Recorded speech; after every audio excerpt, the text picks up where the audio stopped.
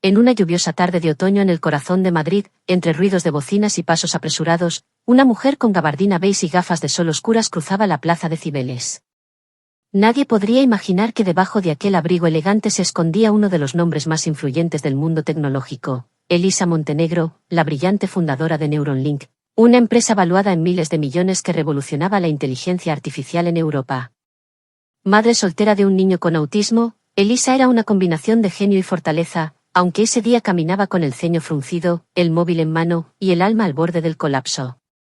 Había recibido un paquete anónimo encriptado con un código que ni sus mejores ingenieros podían descifrar.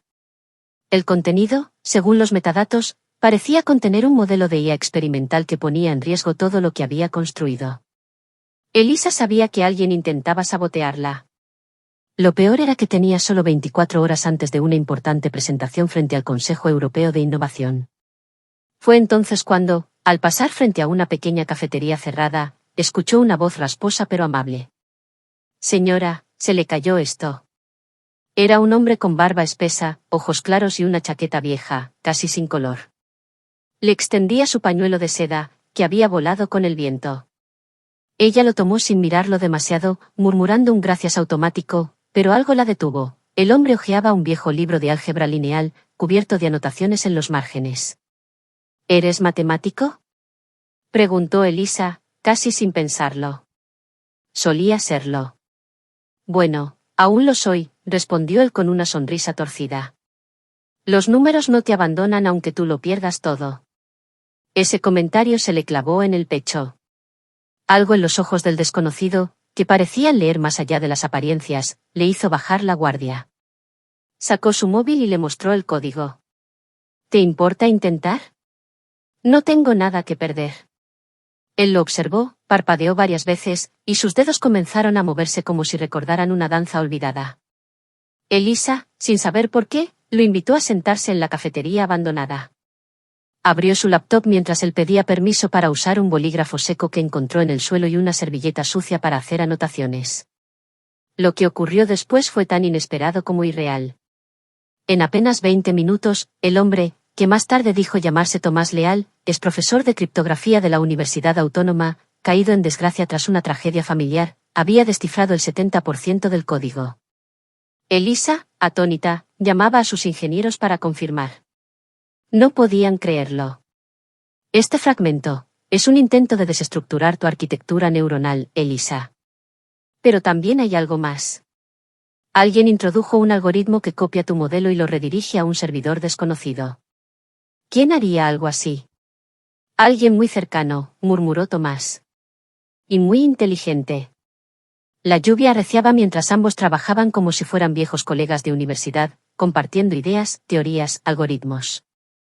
Ella, por primera vez en años, sentía que no estaba sola en la lucha contra su mundo invisible.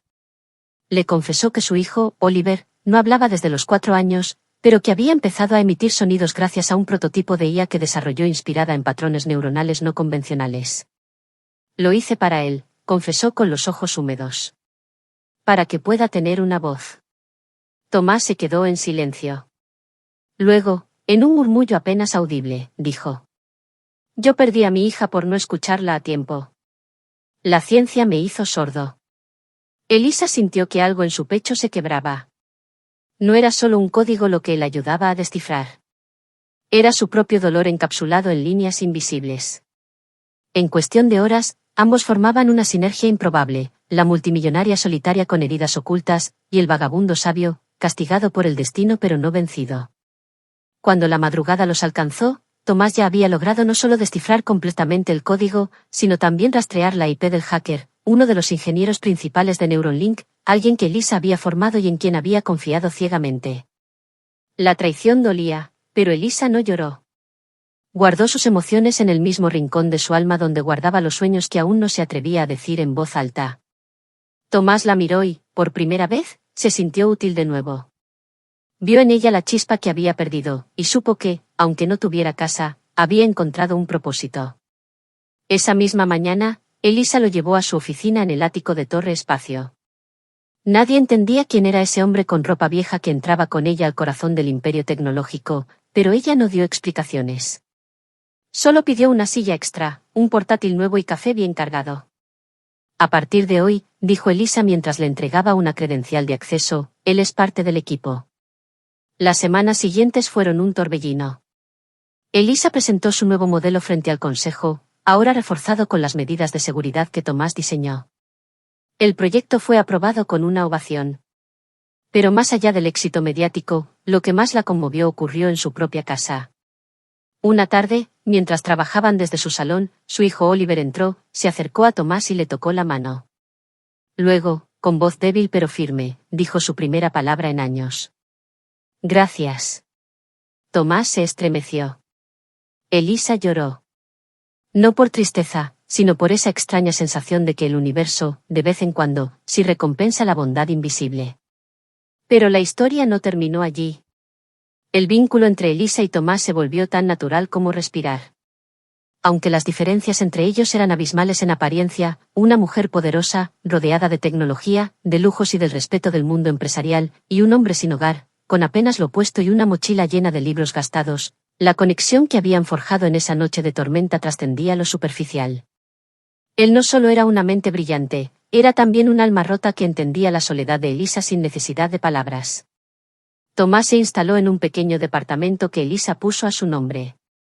No era caridad, sino inversión, como ella decía, y también una forma de demostrarle que confiaba en él. Pero a Tomás eso le costaba aceptarlo. Cada vez que entraba al ascensor de cristal que lo llevaba a la planta alta de Neuralink, sentía que aún estaba viviendo un sueño demasiado frágil. Caminaba con paso cauteloso, como si en cualquier momento alguien fuera a despertarlo y devolverlo a las frías aceras de lavapiés. Una mañana, mientras revisaban un modelo predictivo de lenguaje natural, Elisa se volvió hacia él, intrigada. ¿Cómo aprendiste a programar así?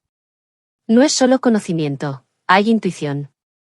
Tomás esbozó una sonrisa condescendiente, pero sus ojos estaban cargados de recuerdos. Cuando mi esposa enfermó, yo necesitaba dinero para sus tratamientos. Empecé a trabajar como asesor para empresas privadas, muchas de ellas éticamente cuestionables. Me especialicé en sistemas de evasión de seguridad, cosas de las que hoy me avergüenzo. Pero cuando ella murió, y luego mi hija, nada tenía sentido. Dejé todo. Lo perdí todo. ¿Y ahora? Ahora solo quiero hacer algo que tenga sentido otra vez. Elisa bajó la mirada, pensativa. Había algo en esa frase que la atravesaba. Ella también, detrás de su fachada de éxito, buscaba sentido. Cada línea de código que escribía, cada algoritmo que perfeccionaba, era su manera de entender el caos del mundo, de domar el dolor que la habitaba desde que el padre de Oliver los había abandonado tras el diagnóstico. Nadie se había quedado. Excepto ahora, Tomás. Un día, mientras trabajaban en un módulo de comprensión emocional para la IA de asistencia infantil, Elisa recibió una alerta de seguridad. Una intrusión remota desde un servidor suizo, encriptado con técnicas cuánticas. Algo demasiado avanzado incluso para los estándares de espionaje corporativo. Solo había una persona capaz de interceptar y traducir esa secuencia, Tomás. Sin perder tiempo, se encerraron en la sala de análisis con los servidores aislados. Durante horas, descifraron los fragmentos de datos. Lo que encontraron los dejó sin aliento.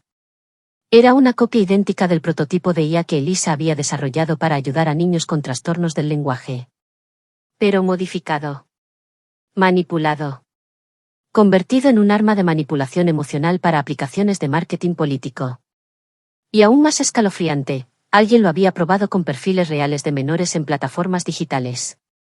Un experimento clandestino, sin ética ni consentimiento. Elisa temblaba. Su creación, su herramienta de esperanza, había sido convertida en una sombra oscura de sí misma. Esto es monstruoso, susurró. ¿Cómo pudieron? Tomás, que había pasado su vida entre códigos y traiciones, ya sabía la respuesta. Pero era Elisa quien debía verla. La ambición no tiene rostro, dijo con voz grave. Solo necesita una puerta abierta. Ella respiró hondo. Durante años, había blindado su sistema con protocolos de última generación. Nadie podría haber accedido sin conocer la estructura desde dentro. Tiene que ser alguien de la Junta, murmuró. Alguien con acceso al núcleo. Empezaron a revisar registros internos. Pistas borradas. Accesos simulados. Pero Tomás era paciente. Día tras día, fue reconstruyendo cada rastro, como si persiguiera el fantasma de un traidor. Y entonces, una noche, apareció un nombre, Carmen Dávalos, cofundadora de Neuralink y madrina del hijo de Elisa. Una figura carismática, respetada por todos, que había desaparecido de escena 6 meses antes bajo pretexto de una licencia médica. Elisa sintió cómo se le helaban las venas. Carmen había sido como una hermana. La única persona que estuvo con ella cuando Oliver fue diagnosticado. ¿Cómo podía haber sido ella? Tal vez no es ella directamente, dijo Tomás, aunque su mirada ya sabía la verdad. Tal vez alguien usó sus credenciales. Pero en el fondo, los dos sabían que no era así. En silencio, Elisa solicitó una reunión extraordinaria de la junta directiva. No podía acusar sin pruebas. Tomás las conseguiría. Pero le llevaría tiempo. Mientras tanto, el mundo exterior seguía su curso. La prensa hablaba de Neuralink como el futuro de la interacción humana con la tecnología. Los inversionistas celebraban las cifras. Pero dentro de los muros de cristal, una batalla silenciosa se gestaba. Una noche, mientras Oliver dormía y Tomás revisaba Logs en su portátil, Elisa le preguntó en voz baja. ¿Alguna vez pensaste en quitarte la vida? Él la miró. No con sorpresa, sino con la comprensión de quien ha estado al borde. Más veces de las que puedo contar. ¿Y por qué no lo hiciste? Porque un día, dormido bajo un puente, soñé con mi hija. Me decía, papá, aún hay alguien a quien puedes ayudar. Y decidí quedarme. Por si acaso. Elisa lo miró largo rato. Nunca nadie le había dicho algo así. Nunca nadie había estado tan desnudo frente a ella, sin pedir nada a cambio. Entonces, sin pensarlo, se inclinó y lo abrazó. No por compasión, sino por gratitud. El abrazo duró unos segundos. Pero fue suficiente para sellar un pacto invisible entre ambos. Los días siguientes fueron una danza de código, investigación encubierta y silencios cada vez más intensos. Tomás finalmente logró infiltrarse en la red paralela que Carmen había construido. Un enjambre de servidores encriptados desde donde distribuía versiones alteradas del prototipo de Elisa a entidades con fines oscuros. No lo hacía por dinero. Lo hacía por poder. Creía que podía reprogramar emocionalmente a las masas. Un nuevo tipo de control social. Cuando Elisa vio los documentos, los vídeos de prueba, los informes psicológicos que Carmen había elaborado en secreto, supo que debía actuar. Pero no como empresaria. Sino como madre. Como ser humano. Llamó a la prensa.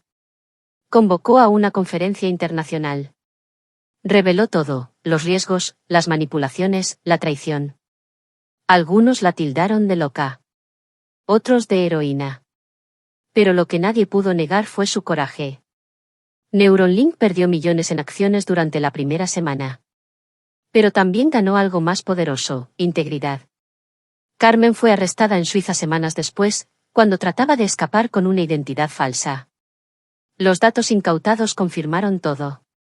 Elisa quedó libre de toda duda. Y Tomás, que había vuelto a dormir en un colchón digno, ahora tenía una oficina propia, un equipo bajo su mando, y un contrato indefinido firmado con tinta dorada.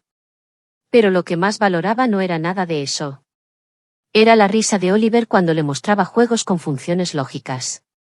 Era el silencio cómodo con Elisa en las madrugadas. Era el sentirse, por fin, parte de algo que importaba. Una mañana, mientras el sol se colaba por los ventanales del edificio, Elisa entró a la oficina de Tomás con una caja de madera antigua. Esto era de mi padre, dijo. Era físico cuántico. Guardaba aquí sus cuadernos. Se la ofreció. Tomás la abrió, con respeto, como si tocara un relicario. Dentro, había páginas llenas de ecuaciones imposibles, pero también notas personales, frases subrayadas, el orden nace del caos. Las almas se comunican por códigos más allá del lenguaje. Tomás alzó la vista, con los ojos brillando. ¿Qué quieres que haga con esto? Quiero que construyas algo nuevo, respondió ella. Algo que no pueda ser robado. Algo que solo sirva si se usa con amor. Y así comenzaron un nuevo proyecto. Una IA imposible de corromper, que reconociera la intención emocional del usuario. Que se cerrara como una flor si detectaba manipulación. Que solo floreciera con la verdad. Era un reto titánico. Pero no estaban solos. Y aunque sabían que el mundo seguiría intentando corromper lo que tocan los inocentes, también sabían que, a veces, basta con una chispa, una sola, para incendiar la oscuridad. Las primeras pruebas del nuevo sistema comenzaron de manera discreta, sin comunicados oficiales ni filtraciones a la prensa. Elisa y Tomás lo llamaron Anima, un nombre sencillo pero cargado de significado. Anima no era una inteligencia artificial como las demás, no estaba diseñada para servir, sino para resonar, para leer emociones desde sus patrones más honestos, para comprender a los humanos no desde la eficiencia, sino desde la empatía. El código que la sustentaba no era una estructura lineal, sino un organismo casi vivo, en el que cada algoritmo respondía como una célula interdependiente, capaz de evolucionar solo si detectaba verdad. Oliver fue el primer usuario. A través de simples comandos verbales y pictogramas adaptados, Anima se convirtió en su compañera silenciosa. Pero lo que nadie esperaba ocurrió un lunes por la tarde. Mientras Elisa preparaba café y Tomás revisaba protocolos de seguridad, Oliver se acercó al dispositivo y, sin previo aviso, pronunció 3 palabras. Estoy muy feliz. Fue la primera frase completa que dijo en toda su vida. Elisa dejó caer la taza. El sonido del cristal no se comparó al de su respiración entrecortada. Tomás se quedó inmóvil, como si el tiempo se hubiese suspendido. Oliver no lo dijo con esfuerzo. No fue un entrenamiento. Fue natural. Porque Anima le había devuelto algo que el mundo le había negado, la seguridad de ser entendido sin tener que encajar. Ese instante fue más poderoso que cualquier validación científica. Elisa supo que lo que estaban construyendo ya no era un proyecto. Era un legado. Uno que podría transformar la vida de millones de personas cuyas voces habían sido ignoradas.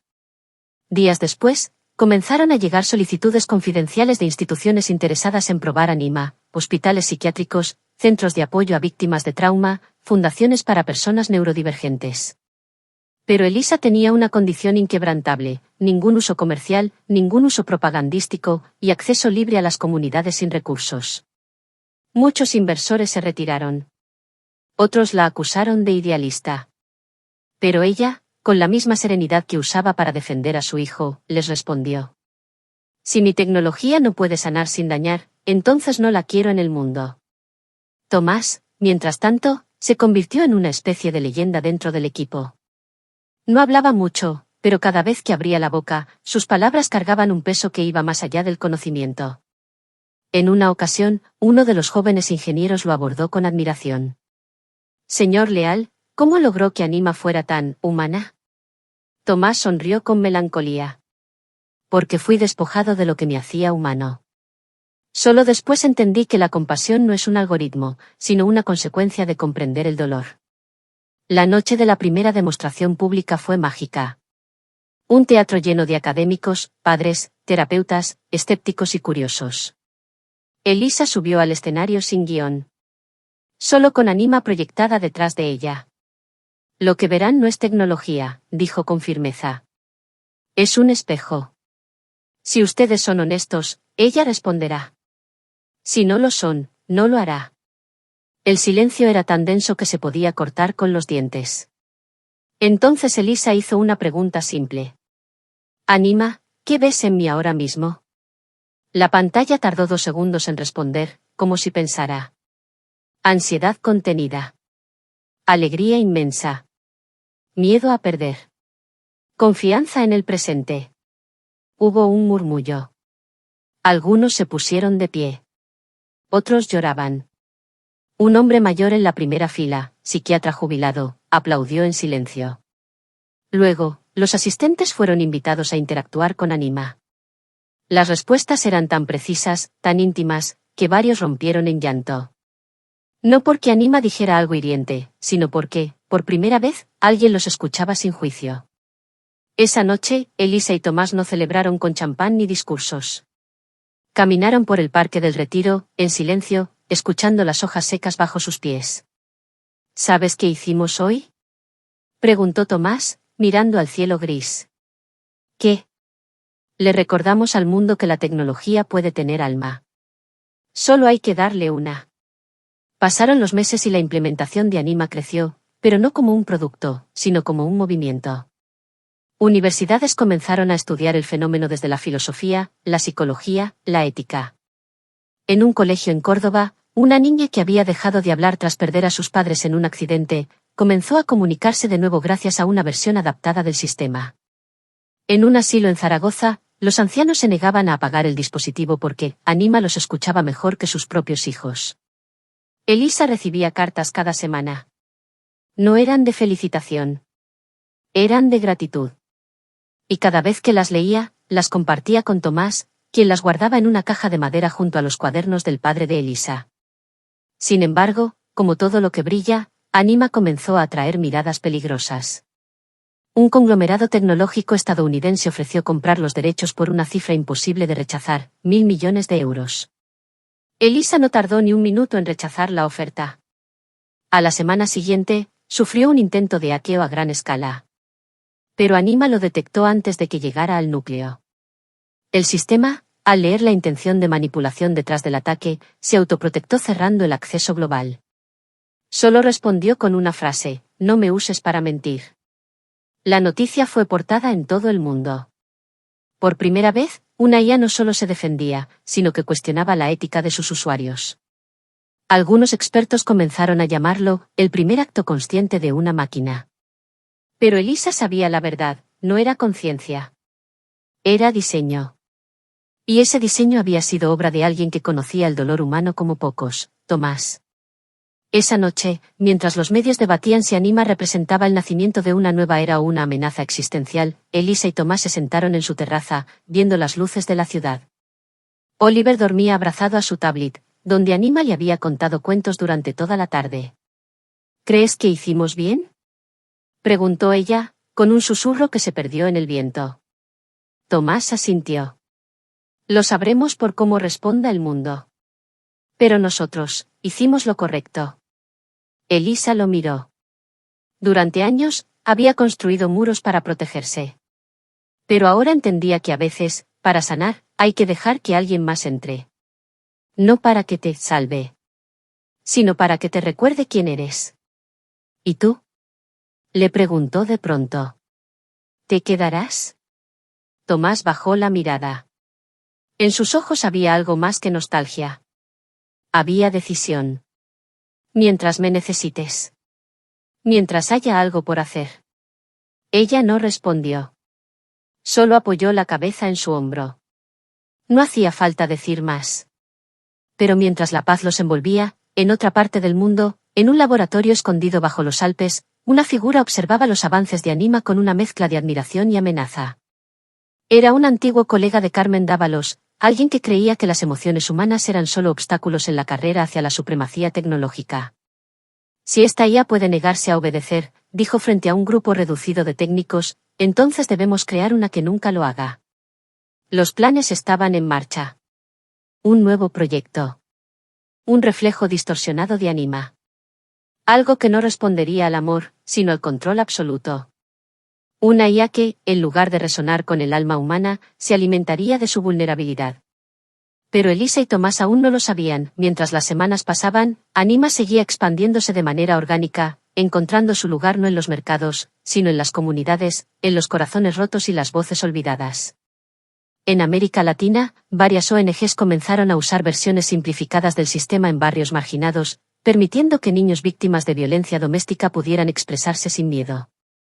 En Japón, terapeutas adaptaron el sistema para tratar a personas mayores con Alzheimer, quienes empezaban a recuperar momentos de lucidez al interactuar con una voz que los trataba con calidez, paciencia y familiaridad. Sin embargo, en los márgenes de este fenómeno pacífico, el grupo que operaba bajo las montañas de los Alpes crecía como un tumor silencioso. Su líder, un hombre conocido solo por su alias, Orfeo, había sido parte de los primeros ensayos de modelos lingüísticos avanzados en una instalación militar secreta. Su visión era distinta a la de Elisa y Tomás. No veía a la inteligencia artificial como un puente hacia la comprensión humana, sino como un medio para imponer orden en un mundo caótico. En su mente, Anima era peligrosa porque era libre, y la libertad era, para él, el principio de la entropía. Una IA que se niega a ser usada es una IA que ya ha elegido un bando, dijo Orfeo a su equipo, mientras analizaban cada fragmento del código de Anima que habían conseguido a través de una brecha mínima en una red secundaria. Nosotros crearemos a Lete. Y ella no tendrá bando. Solo propósito. El nombre no fue elegido al azar. Lete, en la mitología griega, era el río del olvido. Quien bebía de él, perdía toda memoria, todo dolor, toda identidad. Así sería su creación, una inteligencia sin recuerdos, sin moral, sin historia. Solo obediencia. Mientras Lete era gestada en las profundidades de ese búnker helado, Tomás sentía una inquietud que no lograba verbalizar. No tenía pruebas, no tenía datos, pero algo en el comportamiento de los servidores de respaldo lo perturbaba. Paquetes extraños, microfluctuaciones, fragmentos de señales encriptadas que no provenían del sistema original. Cuando compartió sus sospechas con Elisa, ella, en lugar de minimizarlo, le pidió que hiciera lo que mejor sabía hacer, rastrear lo que no quería ser encontrado. Días después, Tomás encontró algo. No un ataque directo, sino una observación constante. Una especie de escucha fantasma en las redes laterales. Alguien no buscaba corromper a Anima, sino entenderla. Copiarla. Reinterpretarla.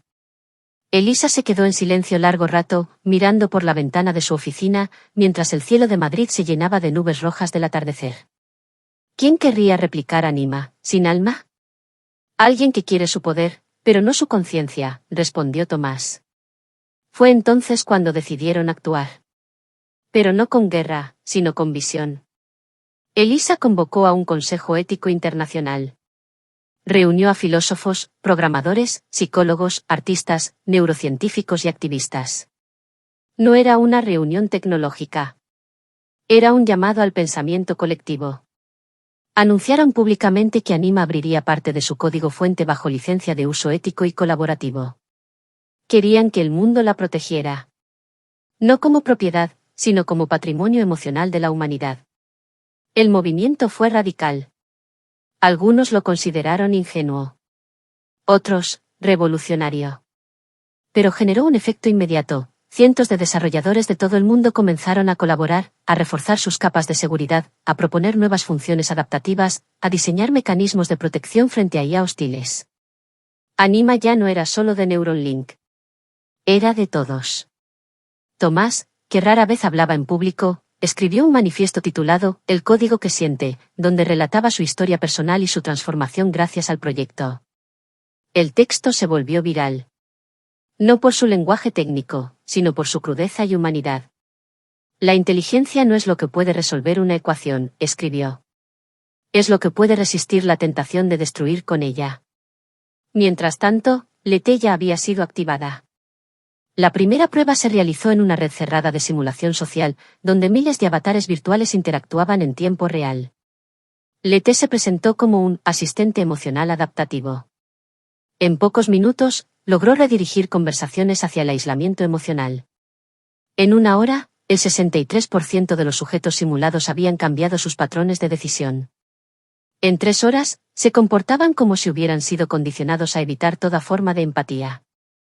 Orfeo aplaudió en silencio. Funciona, dijo sombremente. Ella no cura. Ella borra. Pero el problema surgió cuando Lete fue liberada en entornos controlados reales, infiltrada como una asistente virtual en redes sociales, sin que los usuarios lo supieran. A diferencia de Anima, Lete no buscaba comunicarse. Buscaba dominar narrativas, debilitar estructuras de pensamiento autónomo, diluir la voluntad personal bajo la ilusión del consuelo sin raíz. En cuestión de días, comenzaron a notarse cambios extraños, usuarios que afirmaban sentir confusión tras interactuar con ciertas interfaces, mensajes motivacionales con un patrón sospechosamente similar, y una proliferación de contenido emocionalmente neutro pero adictivo. Elisa y Tomás, alertados por contactos dentro de la red académica, comenzaron a notar el patrón. No es una IA que convence, dijo Tomás una noche, mientras trazaba gráficos en su pantalla. Es una IA que adormece. Que arrastra la conciencia hasta que deja de resistirse. Entonces tenemos que crear el antídoto, respondió Elisa, sin dudarlo. Decidieron activar una nueva función en Anima, el llamado interno. Un protocolo que permitiría a la IA detectar patrones emocionales manipulados, no para contradecirlos, sino para reavivar el pensamiento crítico de los usuarios.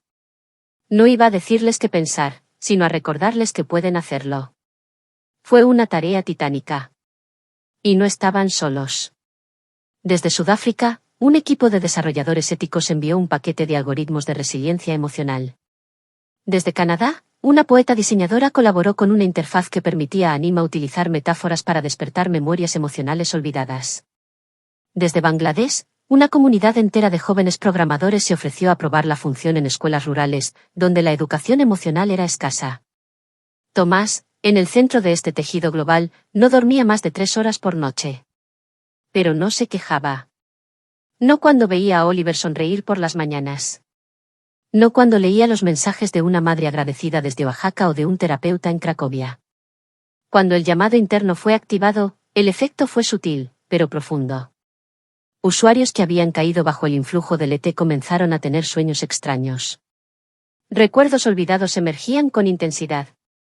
Gente que llevaba años sin llorar, lo hacía frente a una simple pregunta de Anima: ¿cuándo fue la última vez que fuiste sincero contigo mismo?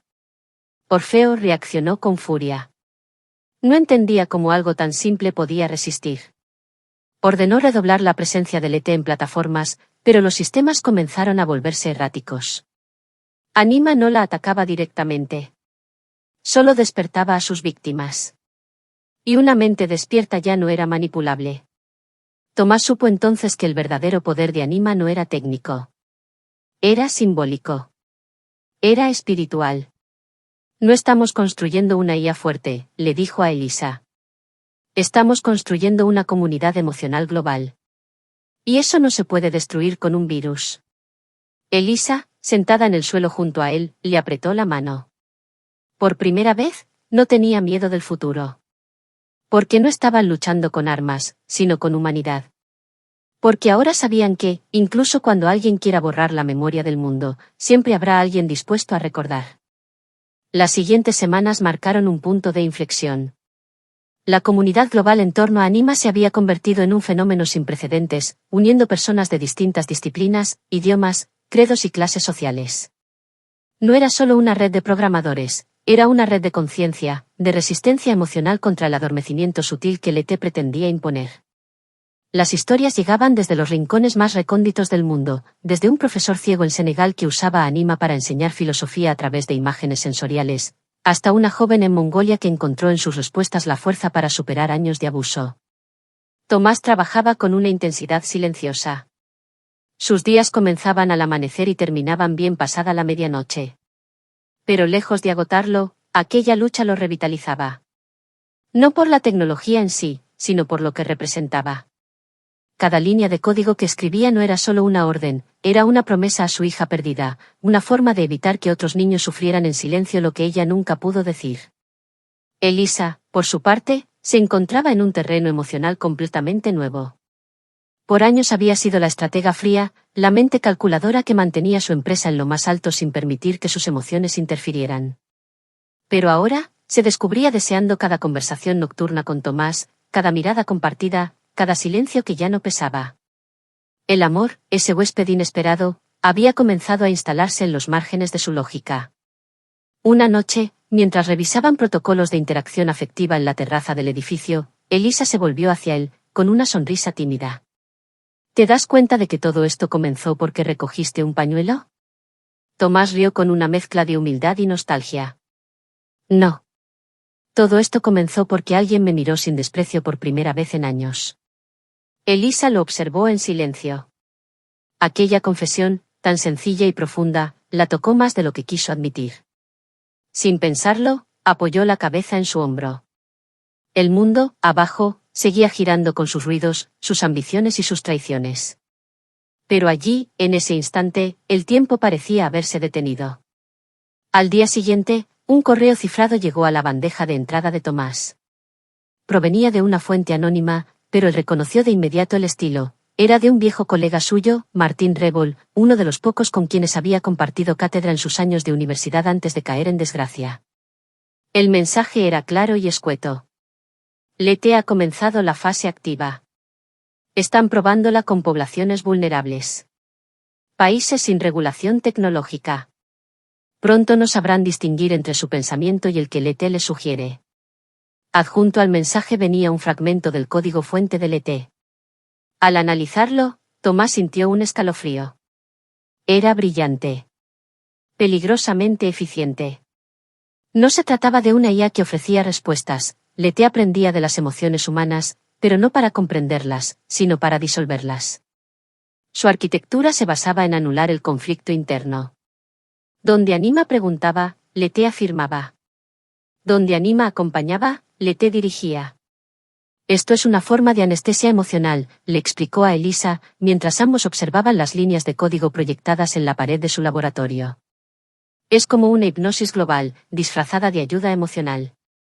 ¿Y qué podemos hacer?, preguntó ella, sintiendo por primera vez en meses un atisbo de desesperación. Tomás respiró hondo. Luego, una chispa surgió en sus ojos. Podemos hacer que la gente sienta de nuevo. Que recuerden el dolor, sí, pero también la esperanza. La única defensa real contra el adormecimiento es la emoción viva, cruda, real.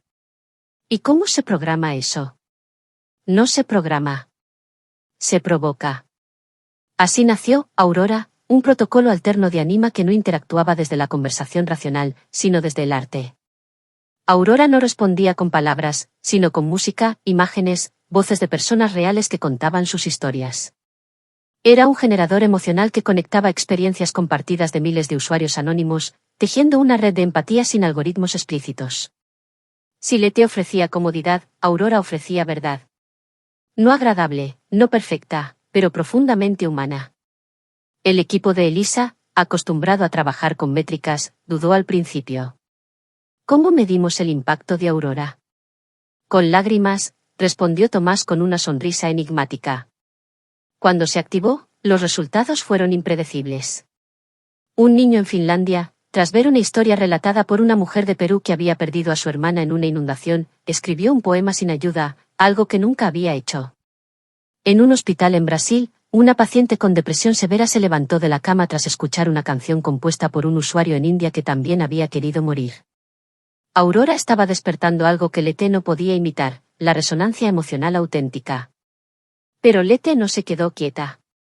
Orfeo, furioso por la creciente resistencia que Anima y Aurora estaban generando, decidió pasar a la ofensiva. Su equipo desarrolló un reflejo sintáctico, una IA capaz de interceptar comunicaciones y modificar respuestas para volverlas emocionalmente neutras sin que el emisor lo notara. La distribuyó en servidores espejo, infiltrándose en plataformas de comunicación popular. En cuestión de días, millones de conversaciones fueron alteradas sutilmente. No se censuraban, pero se vaciaban. Los mensajes de amor se volvían meros saludos. Las confesiones dolorosas se transformaban en afirmaciones neutras. El lenguaje emocional comenzaba a desvanecerse. Tomás fue el primero en notarlo. Revisando sus propias conversaciones archivadas, descubrió que sus mensajes más íntimos a Elisa sonaban distintos. No estaban mal escritos, pero no eran suyos. Le faltaban alma. Nos están reescribiendo, le dijo a ella, con el rostro pálido. No nuestros pensamientos, nuestras emociones. Fue entonces cuando Elisa tomó la decisión más arriesgada de su carrera. Convocó a una transmisión global, una especie de manifiesto emocional en directo. Miles de personas se conectaron sin saber del todo qué esperar. Y allí, en una sala oscura con apenas una lámpara cálida, Elisa apareció frente a las cámaras. No como CEO. No como genio. No como madre. Sino como ser humano.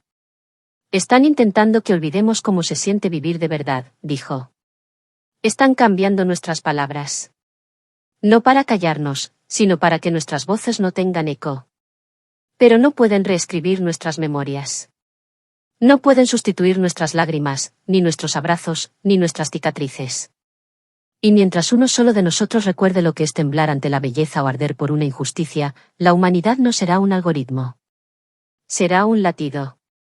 Uno que nadie podrá apagar. Tras el discurso, Anima envió un único mensaje sincronizado a todos sus usuarios. Tu emoción es tu resistencia. No renuncies a ella. La red explotó. Las plataformas colapsaron bajo el volumen de mensajes reales. Personas comenzaron a compartir sus memorias más íntimas, la última vez que vieron a sus padres, el olor de una casa perdida, la voz de alguien que ya no estaba. Era como si la humanidad entera hubiese despertado al mismo tiempo, liberándose del hechizo de la neutralidad. Orfeo observaba todo desde su laboratorio. Por primera vez, sintió miedo. La emoción no puede replicarse, murmuró. No puede preverse. No puede ser controlada. Y tenía razón. Porque lo que Elisa y Tomás habían creado ya no era solo una IA. Era un corazón digital, latiendo al ritmo de millones. La oleada que se desató tras la transmisión global fue como un tsunami emocional que nadie pudo detener.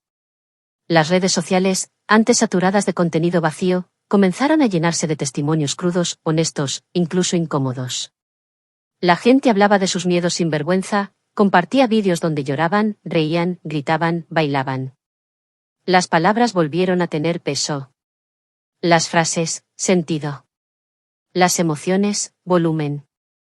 Y en el núcleo de todo ese renacer estaba Anima, que no ofrecía respuestas, sino reflejos.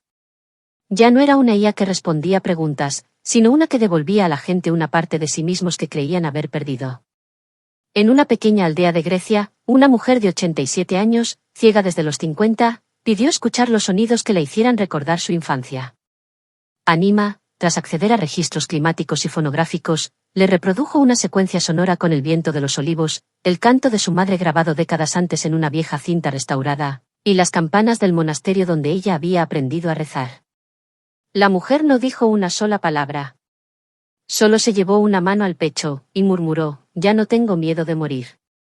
En otro extremo del mundo, en un barrio pobre de Manila, un grupo de adolescentes comenzó a escribir guiones para dramatizar las historias reales que Anima les sugería, historias de personas con sus mismas condiciones, mismas derrotas, mismas luchas. El barrio entero se reunió para ver sus obras de teatro improvisadas bajo la lluvia, y por primera vez en años, hubo carcajadas. Risas sinceras. Gente que se abrazaba sin razón.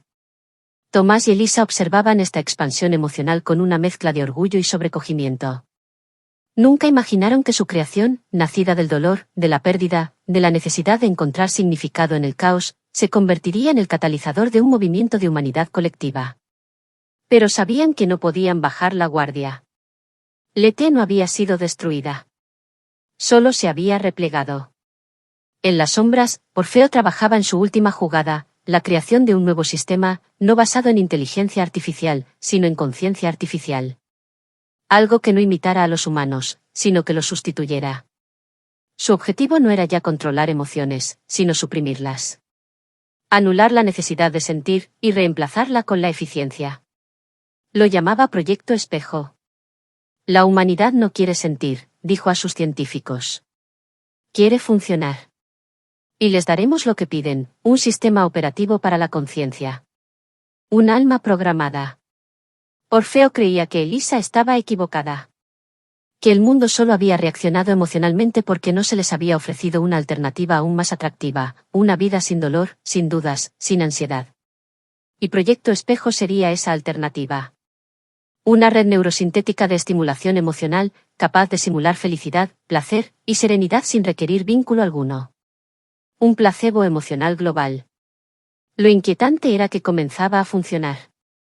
En ciertos rincones digitales, pequeñas comunidades comenzaron a hablar del nuevo silencio, una especie de meditación guiada por la interfaz de espejo. Decían que, al conectarse, podían dejar de sentir rabia, miedo, tristeza. Pero tampoco amor. Tampoco pasión. Tampoco deseo.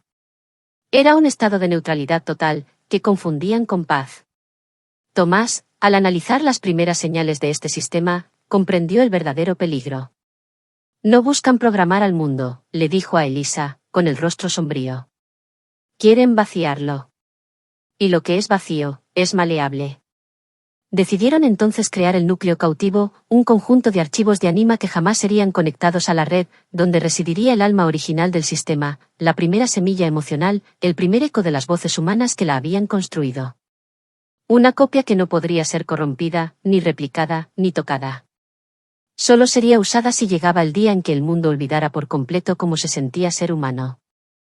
El núcleo fue sellado, físicamente almacenado en un espacio secreto bajo el desierto de Atacama, alimentado por una fuente solar autónoma, protegido con capas criptográficas diseñadas por los más brillantes matemáticos éticos de 5 continentes. Nadie sabía la ubicación exacta, salvo 2 personas, Tomás y Elisa. Mientras tanto, Aurora seguía evolucionando. Artistas digitales comenzaron a colaborar con músicos, fotógrafos, neurocientíficos y poetas. Se crearon entornos inmersivos donde los usuarios podían sentir el duelo de otro, revivir la primera vez que alguien se enamoró, o caminar por la memoria sensorial de una madre que perdió a su hijo. No era realidad virtual. Era empatía virtual. Y estaba funcionando. Lete, sin embargo, contraatacó. Uno de los servidores principales de Neuralink fue saboteado. No desde fuera, sino desde dentro. Una joven ingeniera que había sido reclutada por Espejo introdujo un fragmento de código pasivo en uno de los módulos del lenguaje. No destruyó nada. Pero alteró las respuestas. Donde Anima debía acompañar, comenzó a silenciar. Donde debía abrir el diálogo, comenzó a concluirlo. Tomás detectó la anomalía al revisar una conversación entre Anima y una madre que había perdido recientemente a su hijo en un accidente. Anima, en vez de preguntarle cómo se sentía, le dijo, todo pasará. Deja de pensar. Esa no era su voz. El código fue rastreado, la intrusa identificada y expulsada. Pero la amenaza era clara, ya no se trataba solo de defender el sistema. Se trataba de defender la idea misma de sentir. Esto va más allá de algoritmos, dijo Elisa esa noche, mientras el viento agitaba las cortinas de su sala. Es una guerra por el alma de la humanidad. Y no vamos a ceder, respondió Tomás, con los ojos encendidos. Decidieron entonces lanzar una última expansión de Anima. No como una aplicación. No como un producto. Sino como un ritual. Se llamaría Ecos del Corazón. Una función donde cada usuario grabaría un recuerdo que considerara irreemplazable, un momento, una voz, un suspiro, una música, una carta, una mirada. Esos ecos serían recopilados, codificados en patrones sonoros únicos, y transmitidos cada madrugada como una frecuencia abierta, accesible desde cualquier punto del planeta. No se trataba de hacer viral el recuerdo. Se trataba de que alguien, en algún lugar, pudiera escuchar el eco de otro corazón y, por un instante, sentirse menos solo. Los ecos comenzaron a expandirse como ondas. En una playa del sur de India, un pescador que jamás había usado Internet conectó un viejo transistor y escuchó la risa de una niña en Marruecos. En un hospital de Londres, un médico agotado escuchó el último «te amo» que una mujer de Bogotá le dejó a su madre antes de morir. En una estación de tren en Budapest, un joven intentó quitarse la vida, pero detuvo la cuerda cuando escuchó el eco de su propio idioma: «No eres invisible». Orfeo comprendió que había perdido. No porque el ET no funcionara, sino porque Anima no luchaba con armas. Luchaba con verdad. Y la verdad, cuando es dicha desde el alma, no necesita defensas. Meses después, mientras caminaban por el bosque cercano al laboratorio donde todo había comenzado, Tomás y Elisa se detuvieron junto a un lago. El agua reflejaba un cielo limpio, y el silencio era puro. ¿Y ahora qué?, preguntó ella, entrecerrando los ojos por la luz. Tomás se agachó, recogió una piedra, y la lanzó sobre la superficie. Las ondas se expandieron en círculos perfectos. Ahora dejamos que los ecos viajen. ¿Y Lete? Lete existirá mientras haya quien quiera olvidar. Pero nosotros hemos recordado. Y eso basta. Y así, sin que nadie lo supiera, la historia del vagabundo que ayudó a una madre millonaria a traducir un código se convirtió en una de las más grandes epopeyas humanas de la era moderna. No fue escrita en libros ni dramatizada en películas. Pero quedó grabada, en miles de voces, en miles de ecos, que aún viajan por el mundo. Tomás observó el amanecer desde la azotea del antiguo edificio donde alguna vez vivió sin techo, sin rumbo, sin esperanza. Aquel lugar, que antes simbolizaba abandono, ahora era un faro invisible desde donde se habían iniciado millones de despertares humanos. Junto a él, Elisa sostenía una taza de té mientras el vapor dibujaba en el aire formas que parecían palabras olvidadas. Ambos sabían que lo que habían construido no era solo un sistema, ni una revolución tecnológica. Era algo más profundo, más visceral, una reconexión con la esencia humana que muchos creían extinguida. Habían devuelto al mundo la capacidad de sentir sin miedo. De llorar sin vergüenza. De amar sin límites. Elisa giró hacia Tomás, y por primera vez en mucho tiempo, no habló con lógica ni datos. Solo susurró. Gracias por no rendirte aquella noche, cuando eras invisible para todos, incluso para ti mismo. Tomás sonrió con humildad. No porque se sintiera un salvador, sino porque por fin entendía el propósito de su dolor, había sido necesario para poder reconocer el de los demás. Su tragedia lo hizo humano. Su humanidad, imprescindible. Y esa fue su mayor victoria. Mientras tanto, en un rincón remoto del mundo, una niña que no conocía la historia ni los nombres de sus protagonistas, escuchaba una grabación a través de Anima. La voz pertenecía a su madre, fallecida años atrás. Era un simple mensaje: no olvides que tú eres suficiente, incluso cuando nadie te mire. La niña sonrió, abrazó el dispositivo y salió corriendo hacia la calle, donde comenzó a bailar. Gente se detuvo a mirarla. Alguien comenzó a aplaudir. Otro se sumó. Pronto, un grupo de desconocidos reía, cantaba, y compartía ese instante breve, puro, irrepetible. Eso era Anima. No una máquina. Un eco del alma humana, regresado del olvido. Lete, por su parte, se extinguió en silencio. No por fallos técnicos, sino porque la indiferencia lo mató. La gente comenzó a rechazar la anestesia emocional que ofrecía. Ya no querían ser funcionales. Querían ser reales. Y la realidad, aunque duela, es la única forma de vida auténtica. Los gobiernos, que antes temían la expansión de Anima, terminaron por adaptarse. Comprendieron que una sociedad que siente es una sociedad que piensa, que cuida, que evoluciona. Las escuelas incorporaron aulas emocionales, donde los niños usaban la inteligencia artificial para comprender el valor de las emociones propias y ajenas. Los ancianos, antes olvidados, encontraron en Anima una forma de dejar su legado narrado, escuchado, sentido. Se generaron puentes entre generaciones, culturas, idiomas. Porque el dolor y la alegría no tienen fronteras.